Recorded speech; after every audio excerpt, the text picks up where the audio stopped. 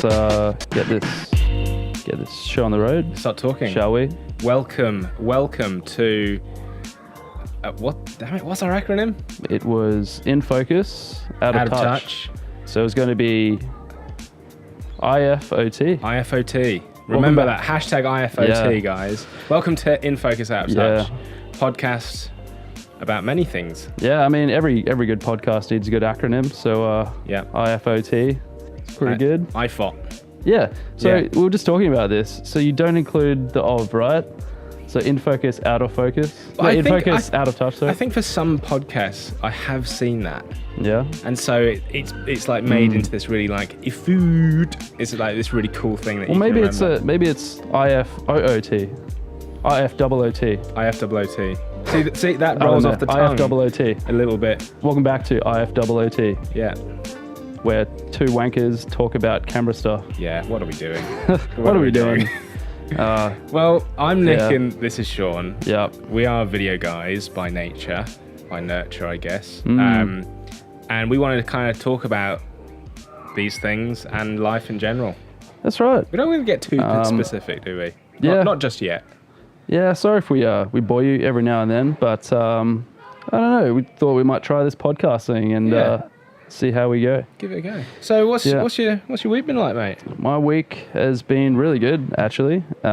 Just finished the videos we shot the other week before from that conference. Yeah. They came out really good.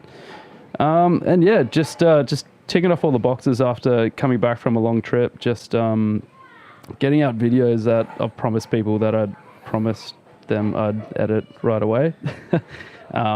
Finished all of that, which is great. Had a really big opportunity come to me on Thursday afternoon, which I can't really speak about right now, which is interesting. So secret squirrel. Hopefully, secret squirrel. But very cool, man. Mate. Yeah, it's been a good week. How about that's you? Good. Yes, it's been it's one of those weeks where it kind of disappears. It's been a public holiday, obviously. Happy Australia Day for yesterday. Happy Australia Day. Thank you. I don't feel I can celebrate it. I'm not actually Australian. Yeah. So I generally hide at home. How dare you? Drinking English tea, spreading Marmite on toast that I'm not going to eat. I had a good Australia Saluting the Day. Queen. Yeah, basically just got together with a bunch of mates, drank beer all day. That is a pretty good Australia Day. Actually, if you're local to Brisbane, you'll know that the South Bank pools are pretty hit and miss. But went in there for the first time in like 15 years. Are you big into Hottest 100, Triple J, Hottest 100? Not really, but yeah. Do you like music? I love music, man. But it's like Hottest 100 is something I'd listen to on like Australia Day is like it's just the thing you do. Yeah, but they changed it now, so it's today. Yeah. As we're filming this, it's kind of today. So do you have any picks for number one? No, I don't. Is that because you don't remember the songs, or? Yeah, most of my songs now on Spotify. So I go through Discover Weekly. Yeah. And so each week I'll listen through Discover Weekly and add songs to my list. Don't remember what they're called or who they're by.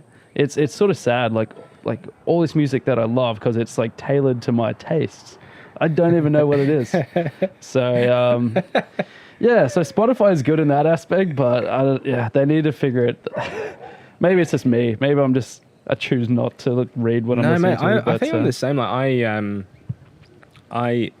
I have a terrible memory when it comes to. I love music, and I can remember music, and I can remember lyrics and the tunes really quite quickly. But the names of the songs, I just can't remember. And so I generally remember the last couple of songs I've heard and gone, that's brilliant. That's going to be number one. So I just listened to Kendrick Lamar on the way here, and I'm like, what an album! It's like Humble. Humble. Clearly, it's going to be top 10. List. But then I'm like.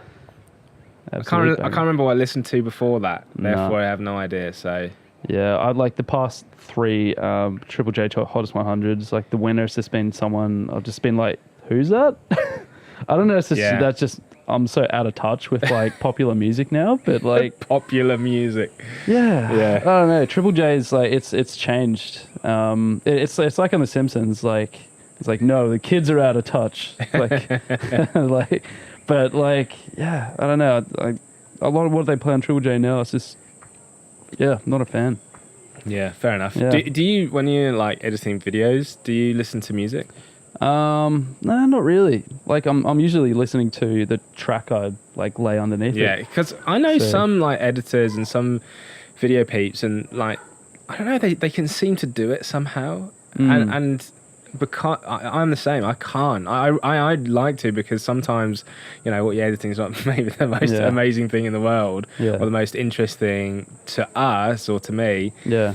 But it's obviously for a client kind of thing. But like, I've tried it, or like if I'm doing like motion graphics and stuff like that, where I'm not having to listen to any audio, I try and put some music on the background. Yeah, like but I still can't do it, because I end up going like, oh, what a great song, let me listen to it a little bit. Yeah, I mean, like my editing workflow is, I get my audio bed like down, whether that's like interview or like speeches or just like a track for like a 90-second piece. I'll put that down first, and then I'll look at my clips. There's a million ways you can like edit. There's some people that I know will go through all their raw footage and then do their ins and outs in their footage, like not chuck it on a timeline. Yeah. So they'll listen to music, do their ins and outs, then drag the whole thing down to their timeline after getting their ins and outs, and then go from there.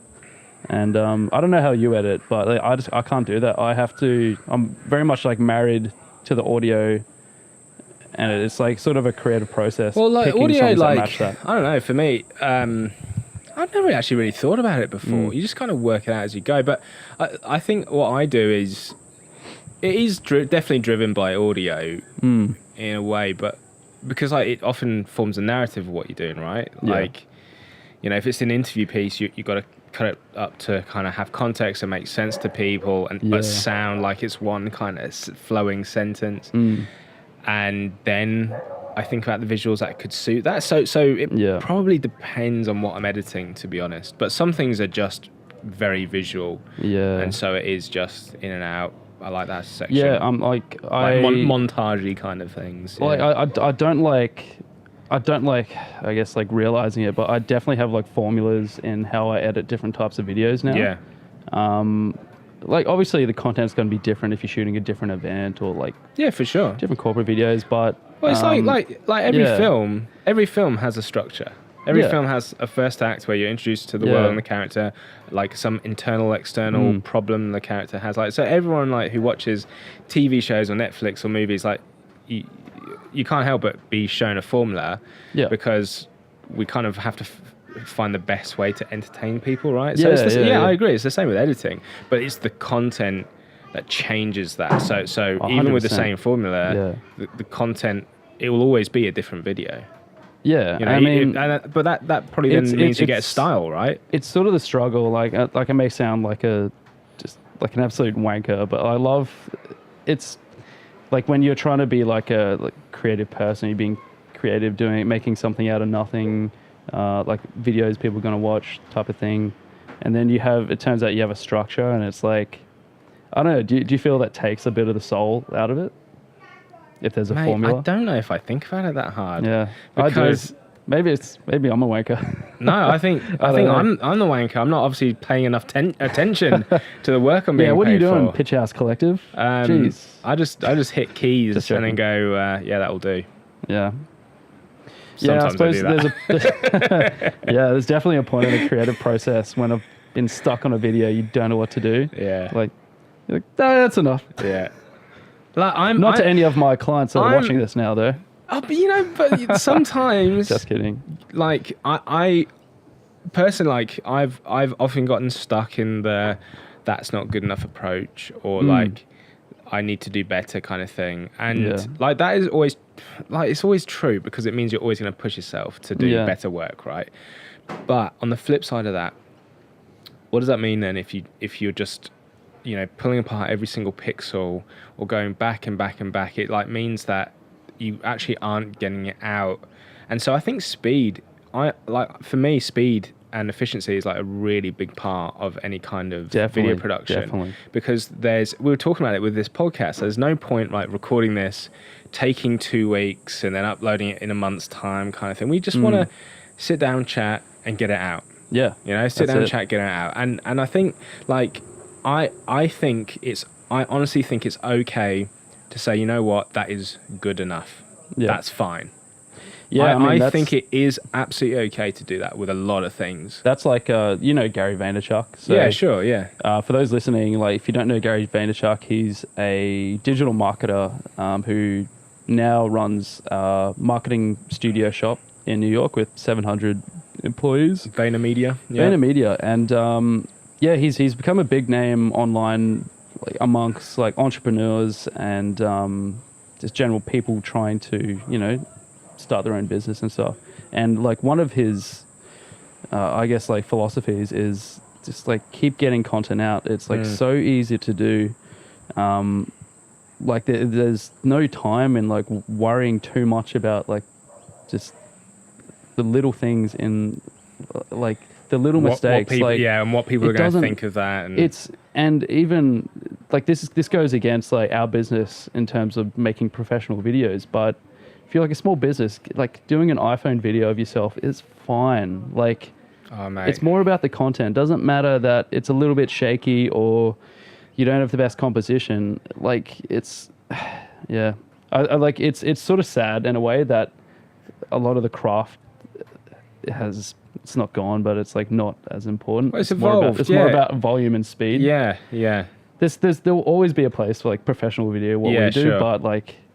Yeah, you just have to get stuff out there and get some followers on that social. Don't sweat the small stuff, as they say. That's it, man. Just get it out there. Yeah. Hey, I saw in the news this week. Mm-hmm. Do you like Nutella? I love Nutella. If Nutella was like $5 cheaper for like a week in every single supermarket, how much would you buy? Do you think? No, I honestly have you heard this thing in France? No. So in France, I just read the headline yesterday. Where are you going with this? It just popped into my head because, like, in France, so I don't know where I'm going. This is the part. This is the segment of the podcast of Nick rambles maniacally. I'm listening, man. Keep on going. So in France, don't let me stop you. They obviously love their Nutella, and they discounted in this supermarket chain. They discounted Nutella to like the equivalent of $5 off. So I don't know if that was half the price or more than half the price. How much does Nutella cost in France? I don't know. You'd think $5 is a jar. I don't know. $5. That's like a month's worth. But whatever it is, spend $5 on Nutella in whatever Australia. It is has sent people around the bend because they have had fights, brawls. The footage on social media, on like Twitter and stuff is it's bedlam. Dude, that's hilarious. Pure insanity. And here's where I'm going with this, right? I want to know, like, so I remember when I was a kid at school, I did like a week exchange in Germany, like a student exchange thing. And they love their Nutella in Germany. I reckon a lot of Scandinavian countries, they love their Nutella. I had no idea France, of all European countries, was bonkers over Nutella. Oh man, the entirety of Europe loves Nutella. From the breakfast at hostels. Yeah. I remember. Just on toast, like, oh man. They slather it on. Oh. So what would be the Australian equivalent? What would have to be discounted, a food item or drink in this country? Obviously, the joke one is Vegemite, but do many people do that for Vegemite? Yeah, it's a good question. If you discounted, it has to be like a supermarket item. Yeah, I reckon so. Beer, I don't know. If you discounted every 6-pack $5. But would there be fights about it? You know what? They could. Yeah. We do like our alcohol in this country. Oh yeah. I mean. Yeah, I'm part of a Facebook group called I thought you were going to say I'm part of the problem. Yeah. Own it. Guys, I'm an alcoholic. Just kidding. No. I'm a part of a Facebook group called Brisbane Beer Barons. Okay. And it's a bunch of people in Brisbane just fan of craft beer. I reckon if you went to them and said, hey guys, all beers in this shop, $5 less. They would murder someone for it. That's what literally. Yeah. Yeah, but definitely beer. That was one of my random thoughts this week. I was like, what would it look like in Australia for that to happen? Yeah. What would the equivalent be? What about England? What would that have to be? Tea? Would people fight each other? Look, like Black Friday? Tea is very important, but there's... Oh, that's hard. See, I reckon it'll be like... For me personally, hobnobs. What is a hobnob? Hobnob biscuits, mate. Come on, you're going to have to explain this to me. Hobnob biscuits, I think you can buy them in Australia. Or you can certainly, like, you know how some supermarkets, they have, like, these international sections now? Yeah. So go to the international section, support us Brits with selection. Hobnob or a club biscuit. And it's called a hobnob. A hobnob is like kind of like a extra thick digestive biscuit. It's meaty. So Sounds you can good. you know like when you want a good biscuit to dunk in your tea. Yeah. The classic option in England is the hobnob. Mate, my go-to dunking in a tea is the Monte Carlo. But Monte Carlos disintegrate. It would melt into it. You just got to touch it. Just a touch of the tea. Okay, see, I get a bit too greedy. You're dunking too much, mate. I want to see if I can get you got to check your dunk 5 levels. ml of tea. Just tone it down just a little bit. Because I'm used to the hobnob. Yep. I'm used to the hobnob dunk. Oh, stop saying hobnob. I love a chocolate hobnob. The worst name. I love chomping down on chocolate hobnobs. I bet you do, mate. I love it. I'm addicted to it. So hobnobs. All right. Yeah. Cool, man. That was a good segue. Yeah, that was a good segue. But what else I've been doing this week? I did some filming. Mm-hmm. Yay for filming. Yeah. I filmed. Do you know what? I filmed kind of like a promotional video for an event that we covered last year, but as part of this ongoing kind of promotion stuff, we're doing these little stories on people who went to this event. It's like it's for marketers, and like the idea is we're trying to create this content that speaks to different types of marketers. So like you go to an event page and it's like, this is great, you can't miss next year's, the speakers are amazing, like everyone's going to say that. So I was like, well, let's try and do something different. And one of the people we've been trying to film for like, I don't know, 6 to 8 months now, I don't know, a long time. She just got really busy and stuff like that. Anyway, so I finally got around to filming her this Thursday, just gone. And she worked for a really big company, something like 2,000 people in Australia, technology kind of software company. And it was like Google, man. It was amazing. Wow. It was... Here's a weird thing, actually. Yeah. The floor we filmed on was like mini Google. So it's like all these engineers, software engineers, technicians and developers and coders. Yeah. They all had the most creative floor ever. There was like fake grass all over the floor. There was alcohol on tap whenever they wanted. There was like a little like cafe barista that was there all the time, waiting for people to say, give me a coffee. There was food everywhere. Yeah. There were arcade games, VR games. Oh, man. There was like all these little work pods. So it looked awesome. Like the interview and awesome. chat and things like that was awesome. So I was like, oh man, show me your desk. And she went, mine's a little bit different. She's a marketer, right? Yeah, in kind of marketing, it's a creative space. Like good marketers often work with like designers, graphic designers, video people, other creatives. And so you kind of, photographers, like you kind of think like, that'd be the same kind of area they'd work in to really, really give people like a really cool, engaging workspace. Yeah. It was the most boring office workspace I'd ever been in. It's just like just hot desks lined next to each other in this white office space about 5 floors above this gorgeous like tech level. It was amazing. But one of the things that kind of stood out to me, to kind of bring it back to video a little bit, is like, so this massive company, I was just a little bit interested to see like what kind of like videos do they put out? What kind of content do they put out? Do they even have like a YouTube channel? Do they use video on Facebook or Instagram? They have a little bit. But I was speaking to this lady, and she made this Christmas video at the end of last year. It was hilarious. Like she actually got I think a filmmaker to help her with it. She scripted it in like just a couple of days, paid like this actor to play Santa Claus, and they got this cat. Yeah. And it was really funny. Guess what the higher ups of this organization said about whether they could post that video or not? Too silly. Yeah. Yeah. And I found that really interesting because apparently this was a business, certainly not to name names. So I suppose you can't tell me what they do. I mean, they're in software. They're in software, and I think their clients are like quite big. So you know, it's like a B2B kind of business. Yeah, it's interesting. Once you get to that corporate environment, like I can understand when like CEOs and like the heads of businesses have so much stake in their image and what they put out.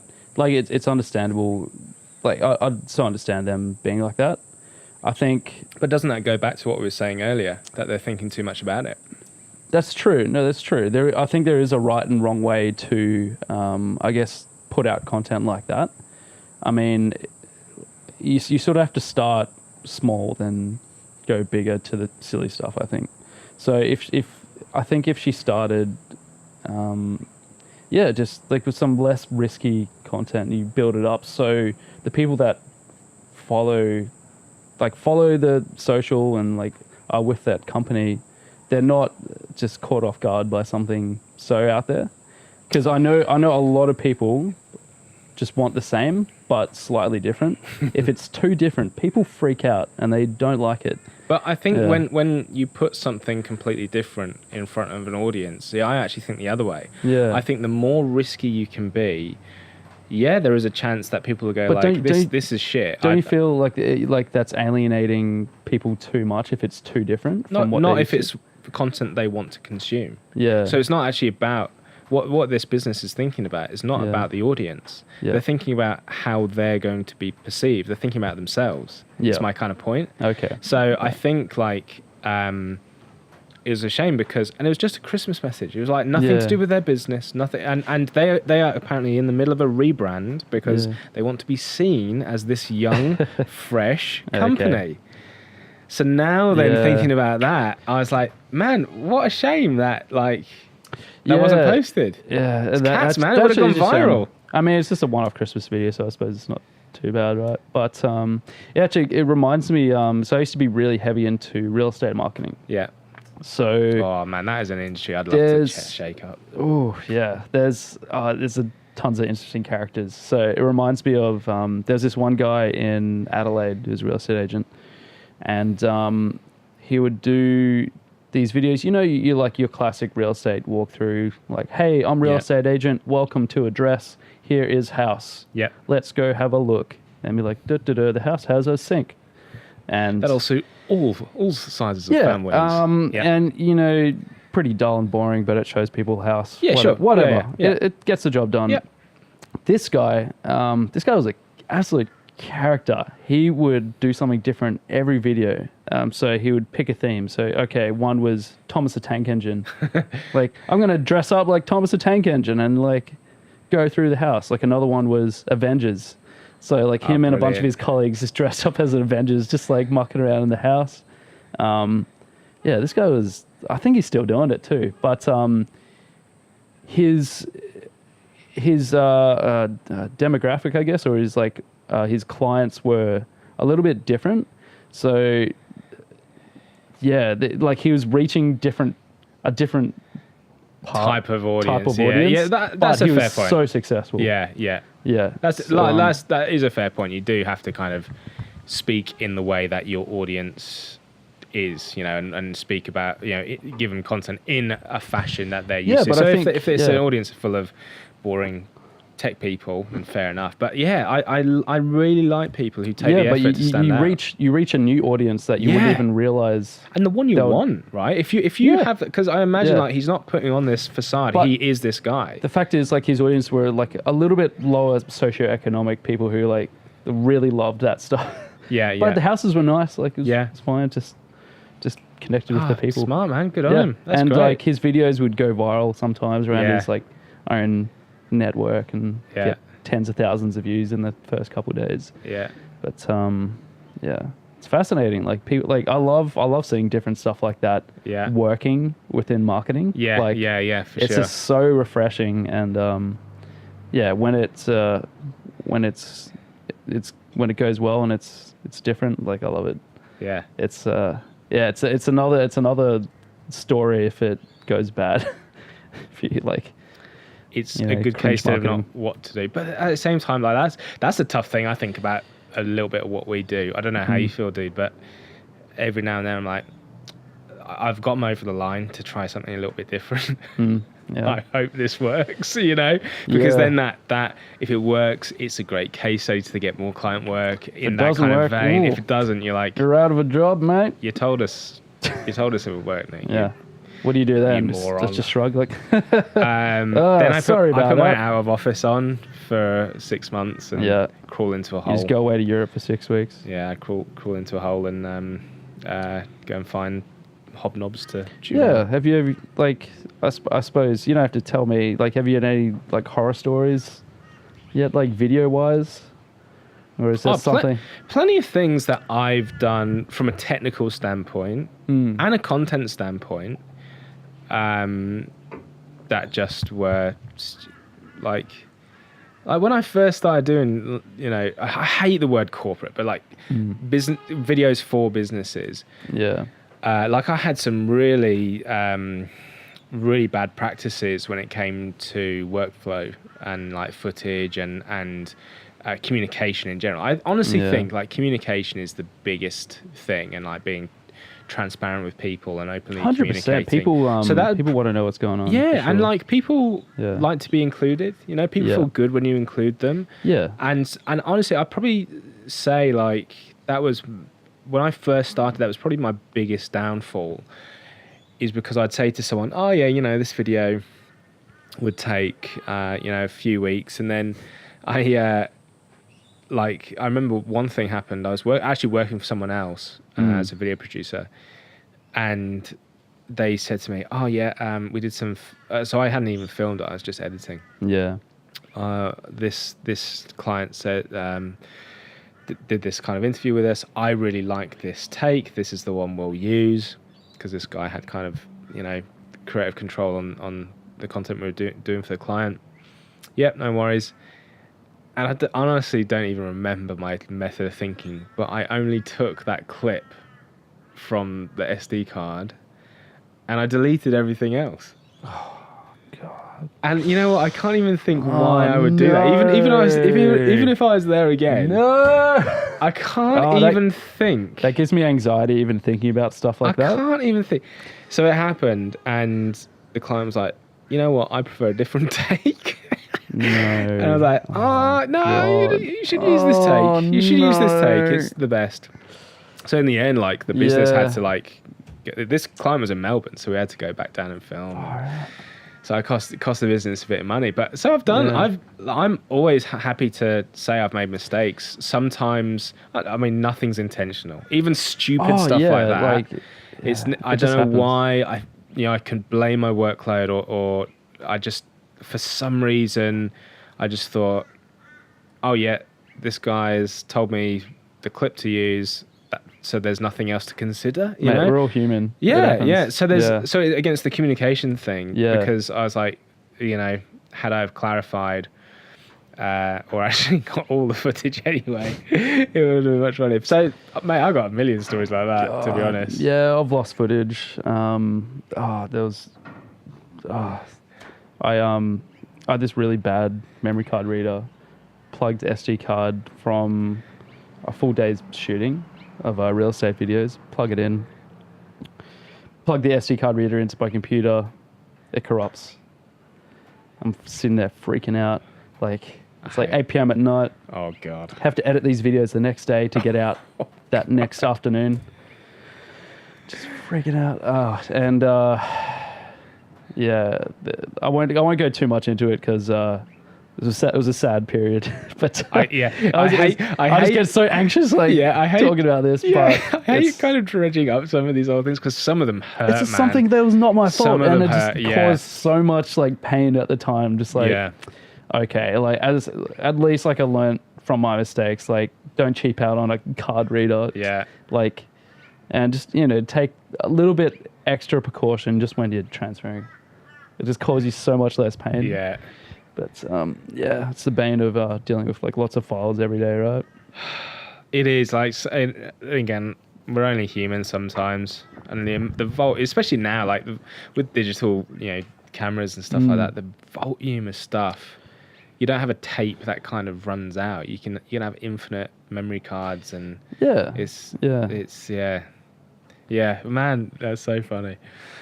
But you learn from it, right? Because then you'd never make that mistake again. So I think honestly now, like, if I make a mistake again, I mean, I don't mean this to sound like I don't care, but I kind of go with that mentality of, I don't know, it's just problem solving. So it's going like, look, this happened. Filmmaking is problem solving. And like, this has gone the wrong way. We didn't want this to happen, or really didn't want this to happen. But this is how we fix it. This is how we alleviate that problem. Yeah, I mean, like, it's filmmaking or like video production. It's like there's a lot of moving parts. Like, you got the lighting, you got the audio, you got the sound in the background. There's kids in the pool next door. Like, you didn't have a dead cat, so you had to put a sock on your microphone. Yeah. So the we haven't actually referenced what this is. Yeah, what's that on your microphone there, mate? This is Sean's dirty sock, as close to my mouth as possible. But thank you, Sean. No, it's a clean sock. Let's clarify, it was clean. Yeah. But we're shooting outside today, so I needed something to stop the wind. Yeah. So this is a good point, mate. Yeah. So this is the kind of thing you should have. This is what you need. This is the kind of thing. This is a problem solving. Yeah, exactly right. But, so what can you think, like, on a shoot or on set, what the best little shitty rig you've done is, or like the best problem you've solved is? Shitty rig. Yeah, well, like, I've used this mic stand. I've forgotten the sort of connector that connects the mic stand, so I've just gotten a bunch of tape and just taped it on. Gaffer tape is the best. Yeah, gaffed it on. I remember one shooting like a whole day of interviews. Forgot my lights, like, had my light stands. I was like, oh no. And had this boardroom to shoot in, and there was the CEO of the company and a bunch of higher ups. I was like, oh no, I don't have time to head back. So I was like, okay, problem solving. Got crappy, like, fluorescent light. There's daylight coming in from that window. If I shoot at the window using that as a key light, it's going to change throughout the day. Okay, can't use that. It's going to be inconsistent. I'm thinking, I was like looking around the room. There was this one corner of the room that had beautiful light, just like crappy, like, sort of fluorescence, but it was like nice and even, and it made, as long as I changed my color balance, I could make people still look human and not like aliens. Green, but it looked great. It looked fantastic, and you'd think I'd had, like, lighting in the room. I'm sure there's a few other times I've made shitty rigs, but it's just problem solving. Yeah, that's it. Yeah. And then how about you? I'm trying to wrap my brains now, because I'm such a uber professional, as we've already heard. Rarely make mistakes. I think again, when tape has saved me, this is probably only a couple of months ago. I was actually helping a mate on a shoot down in Byron Bay. Yeah. It was kind of a real estate thing, and I was just there for some drone stuff. Yeah. But he said, oh, do you mind bringing a gimbal along? Gimbal kind of, like, steadies your shots. And I was like, yeah, no worries. Always have the gimbal packed down, ready to go. Yeah. Because of that, I think, it's all in this one bag, ready to be assembled. So we drive down to Byron Bay, 3.5 hours with a rest stop, and going to do these kind of walkthroughs of these, like, really nice, luxurious little holiday homes in Byron. And I start putting the gimbal together. My mate comes back about 20 minutes later going, oh, are we ready for that shot yet? I was like, kind of. I don't have a way to connect the camera to the gimbal. I forgot my mounting plate. And again, like, he is a consummate problem solver, man. This guy, you cannot upset this guy at all. What did you do? I taped it on. so I actually got a bunch of tape. It was quite hard to do, but I got a bunch of tape. Got zip ties to kind of, like, secure it, just in case it, like, fell forward, it wouldn't fall off. And, drop onto someone's foot or break the camera or anything. And the shots look all right, Nice, they kind of work. Nice. not perfect, but like that I remember on the day it did get my heart racing a bit, because I was like, oh man, my mates paid me to go all the way down to Byron, take this gear, and how unprofessional, but it worked. Oh, it happens, man. Like it's not unprofessional. It's just you had an off day, you forgot like one piece of kit, like. Yeah, like... But again, like, you just kind of go... Because you usually, But, like, sorry to cut you off there, but, like, us being professionals... I was going to start rambling, I think. Yeah, like us, like, being, like, professionals, like, we're professionals because we know how to solve the problems, whereas someone who is not as experienced, who just, like, has all the gear, has all the technical knowledge, may not have that extra 10% to, like... That's true. Realize how to get the same product. That's true. Less, right? In your face, students. Yeah. We better than you. Yeah, no, it's true though. Like, no, that's a very fair point. I think that's a skill set, man, that you can't learn until you make mistakes. Yeah, you can literally only learn these things with experience. Yeah. And then you get better at handling them. You get better even your creative thinking to do them. But yeah, man, now I'm thinking about it, I'm sure I could think of a million funny things. I know, like, after like becoming into like the professional level of filmmaking, like other parts of my life, like just problem solving has just become so much easier. Like, I can put 5 things together, like how am I going to solve this? And I don't know, just all sort of lines up. It's just that mindset for you. It's with like editing too. Like, editing is problem solving as well. You're putting that's true. Hundreds of different clips together into one piece to make it fluid, make it make sense to someone who wasn't there filming it for 10 hours. Like, it's all problem solving, man. Yeah. That's all filmmaking is. Yeah. Yeah. I've had a lot of meetings this week as well. A lot of coffee I've drunk this week. As you know, like, I've had a very, very quiet, scarily quiet start to the year, like work-wise. But it's been good, like, to work on just like getting the website a little bit more up to date, and yeah, it's something I need to do. Trying to kind of think of a few little marketing techniques that I'm going to start implementing next week and stuff. But this week it's finally kind of starting to pick up again, getting some referrals coming through, which is good. And so a lot of meetings, which has been great. I love like listening to people's stories. Yeah. Like, I think like a lot of people come to me and with a specific problem, or they want a certain set of videos. But like, for the meeting, I know I can give you a quote in 2 seconds flat, because I've done those style before. Yeah, I know how exactly. much time shooting. So everything. I really like just like saying, well, forget about that for a second, and just tell me your story. And tell me what you're up to, and that's pretty cool. So I like meeting people. It's good. It's all about people. Just so you know, I love meeting people too. So yeah, that was my week, man. It's good, man. Has there been anything announced this week you're excited about? No, Is there a new Sony camera coming out? No, I've been holding out for that. A7 12. In 10 years, it'll float and follow you. Yeah, and film. Pretty much. We'll just sort of have just drones following us. I reckon one day tell the drones where to film. I reckon one day they'll be silent enough. That's what they'll do. Silent drones. That's what will happen. Yeah. That'll be like the cameraman of the future. Wow. Man, I love technology. Yeah. Just like tech is like my favorite thing. Yeah.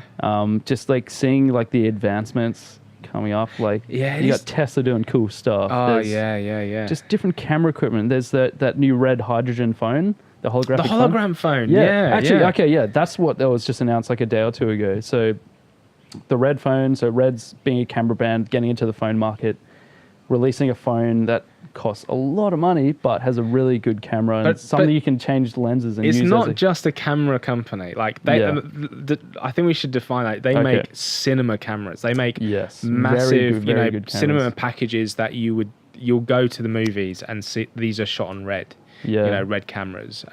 So yeah, sorry, mate. But yeah, like having something like that, like having a phone, like something like this will be a professional camera we'll film our weddings with pretty soon, I think. That's mind-boggling. Actually, yeah, you're right. I mean, the cameras we're filming this podcast right now, like not much bigger than a phone, right? A little bit thicker, but in terms of size, it's probably 3 times the size of my phone. Yeah. In reality, it's got a lens on it, but man, that's crazy. Tech, man. I agree. Like, so we're living in the future right now. we are. The future is happening. The future is now. The future is now. Yeah. So I think they had CES in America, Consumer Electronics. So all the consumer tech comes out, I think, around then. So, but I didn't see any like massive trends come from that. There was just like a lot of the drones that we see and we'd use. Like a lot smaller versions, DJI, big new drone company, got announced too. Drone. You see the tiny. It's like in between the DJI Spark and Mavic Pro. Pro, yeah. I just bought a Mavic Pro. Did you? Yeah. Oh, like late last year, but any good? Yeah, I love it, but not are you any good at it? I'm a bloody Maverick, mate. I'm a pro. Oh, awesome. Got my aviators on. Nice. My bomber jacket and Rebel I just go out and fly. Helmet. Yeah. Can't match me in the sky. Look at you go. No, I love I love flying drones. It's good fun, isn't it? I think like I was flying drones for real estate work like way back when there was no regulations. Really? It was the wild west, man. Flying into people, it was fine. Yeah. Just causing havoc. Yeah. But, dude, that was great. I remember like the month is like, oh yeah, you need a license to fly commercially. I was just so devastated. Like, oh man, I thought it was going to be my job forever. But now obviously that's changed. Like we can fly drones legally. Yeah, it's actually under 2 kilograms. Yeah. So it's actually quite flexible. It's as good. of September 2016. Yeah. You can fly a drone under 2 kilograms and make money off it within if you're not flying into an airport or aerospace and stuff like over that. people's heads and being unsafe. But it's great, man. Yeah, I've loved using mine for jobs. Me too. I don't get to use it enough. I've got a Phantom 4. Want to go to the 4 Pro, to be honest, because I love it. How's the camera on the 4? It's great. Honestly, it's, again, like... Does that do 4K? 4K. Yeah. Dynamic range isn't superb, but it's just filming in a crappy H.264 codec. But I think like dynamic range is everything to me in an image. Like that out of everything, I nerd out over dynamic range the most. Oh yeah, you got to muck around. Color grading is like one of my favorite things to do in post. And if I can't twist around the footage and do stuff to it, I'm having a bad time. Yeah, it's not fun. Yeah. So, but it's the same. It's like, so it's a bit of a bigger drone, but it's like so much fun to fly. But so I had this gig in Byron Bay. That was awesome fun. And then I'm waiting. I'm hoping this golf course kind of goes ahead. They want to kind of fly over of all their holes. But I'm like, I want to use it on gigs more. I want to use it on projects more. So every week I'm like, have you made your mind up yet? So do you try to actively push it? Like, especially like something that's good fun and things like that. I probably try and kill them with kindness a bit and send them little blog posts I've written and I just thought you could probably use this kind of shot and this material and just get them over the line. Yeah, it's funny like. Since I got the drone, it's just been like a sales tool for me.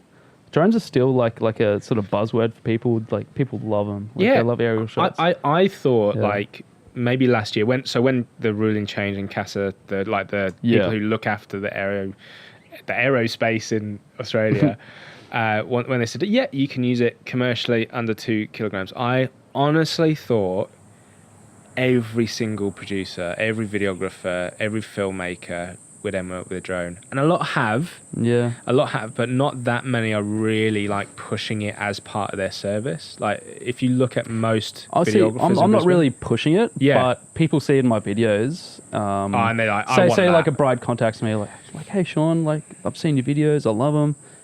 Interested in drone too.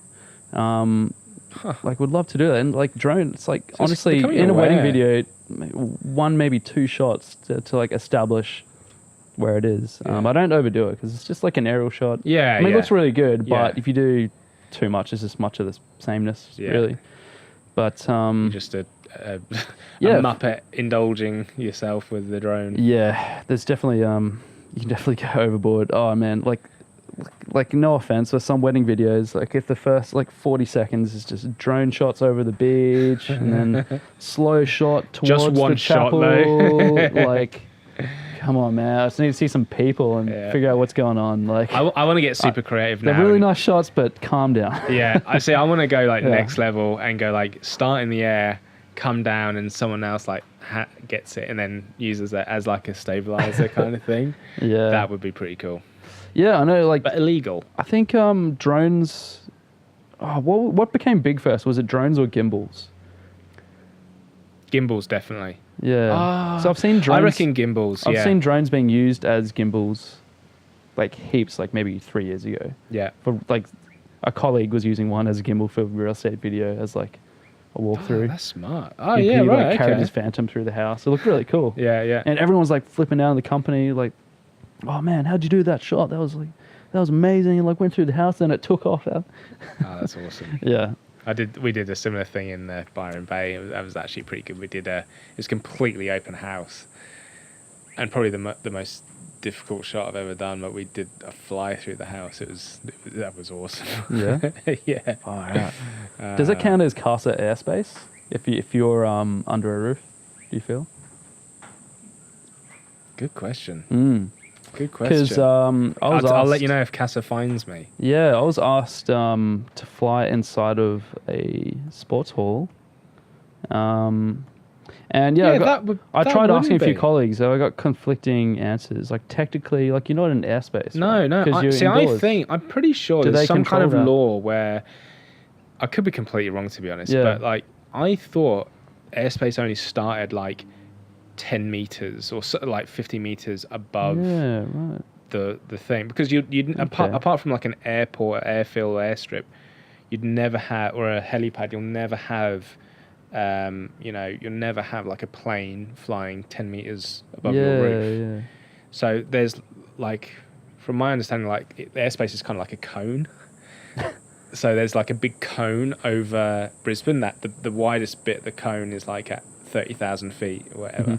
And then it kind of funnels down to the airport. But again, it could be wrong. Yeah, I mean, like I've got an app that CASA tells me where I can and cannot fly. That's great. Good app. That's a good app. It's called Can I Fly There? If you're an avid drone flyer. But like a lot of the time it's just like, stay below 120 meters, you're fine. Yeah. Fly. Yeah. But yeah, they're constantly updating it, constantly like having confusing jargon and terminology. It's just like, you go to a place where you've flown before and it says something different. You're like, you're trying to read it and like, what? And what does that mean? And the drones now, like with their firmware and stuff, they're getting good at like kind of having those virtual gates that you can't fly past. That. You're like, that wasn't there 2 weeks ago. Yeah. I get why they're doing it, but it's just annoying. Like, let me fly my thing that I bought. Don't babysit me. Not that I'm like breaking, like trying to break any law, but I feel like but they can go too overboard with that. Oh, definitely. But unfortunately, they have to, because like it's not us they're kind of targeting. If you think about it, it's actually the kids who get their drones for Christmas. I suppose though, if they don't do something like that, governments are just going to be like, okay, no normal person can use drones in our country. Yeah. So I guess they're trying to tackle the problem head on before it like shit gets real. Yeah. Because I'm sure like there's during the grand final, AFL grand final last year, there was so much media around do not fly drones, around the MCG. Like, do not fly drones. Like, if you're found flying a drone, like you will be jailed for like 5 years or whatever, and like all this other stuff. So it's they're getting pretty serious about it now. Like it's a pretty big thing. You go to like national parks and it's just like, you see a sign like no drones. Drones. They do that. That was something I had to be wary of in Byron Bay. Is that there's at the lighthouse there. It's a national park. Yeah. Right. Or a national park like leading up to the lighthouse, and I was once in Byron Bay, flying it just for personal use, not for anything commercial or anything like that. Yeah. But didn't actually see the sign. Was completely oblivious. So this is a couple of years ago now. Was completely oblivious to those kinds of rules and regulations, which is not an excuse. But I remember a park ranger came up and told me about it. It was really good actually, because she told me like all the rules around national parks and drones, and I thought that's quite interesting, because national parks, you'd think It's a great opportunity to get some incredible... Yeah, but they don't want you like disturbing the animals. Exactly right. Like that. Exactly right. So it's a big problem. Completely makes sense. Yeah, that was good. Man, that's good. Good little chat. Yeah, man. I think this caught is up on a the good week. one. I've We talked enjoyed about this. drones. The kids at the house over aren't swimming anymore. Didn't bother us too much. Jump in the pool. More than anything, I was just getting jealous at that. But they've stopped. Yeah. Yeah, man. Look, this has been great sitting out on my deck here today. Yeah. It's been a nice temperature. So. Cool. Well, thanks for watching, guys. Hopefully we haven't bored you too much this time. And look forward to seeing you next week on, what is it, IFOT? IFOT. IFOT. See you next week. Cut. Bye.